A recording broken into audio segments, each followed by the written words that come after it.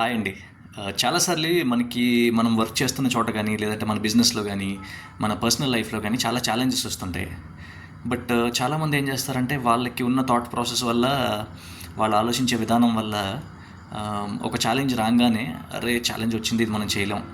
లేదంటే మన కంపెనీలో ఇది పనిచేయదండి, మన కంపెనీకి ఇది వర్కౌట్ అవ్వదండి, లేదంటే మనకున్న సిచ్యువేషన్లో మనకున్న రిసోర్సెస్తో ఇది చేయలేమండి అని వెంటనే వాళ్ళు ఓటమిని ఒప్పేసుకుంటారు.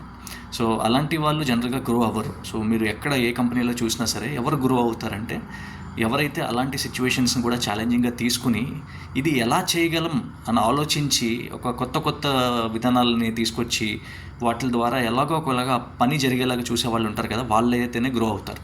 సో మీరు కూడా అలా అవ్వాలి అనుకుంటే కనుక, సో పాసిబిలిటీ థింకింగ్ అంటాం ఇంగ్లీష్లో. సో ఒక ఛాలెంజ్ వచ్చినప్పుడు ఆ ఛాలెంజ్ నుంచి ఎలా బయటపడాలి, సో దాని గురించి మనం ఏం చేయగలం, ఎలాంటి కొత్త కొత్త విధానాలు మనం క్రియేట్ చేయగలం, లేదంటే ఎవరన్నా హెల్ప్ తీసుకుని దాన్ని చేయగలమా అని మీరు ఎలా చెయ్యాలి అన్నది ఆలోచించడం మొదలు పెడితే మీకు ఆటోమేటిక్గా దారి అనేది దొరుకుతుంది. సో ఆ థింకింగ్ అనేది మీరు అలవర్చుకోవాలి. అది బాగా అలవర్చుకుంటే డెఫినెట్గా మీరు ఇంకా ఫాస్ట్గా మీ కెరియర్లో కానీ మీ పర్సనల్ లైఫ్లో కానీ గ్రో అవ్వగలుగుతారు. సో ఇది మీ లైఫ్లో మీరు ఇంప్లిమెంట్ చేయండి.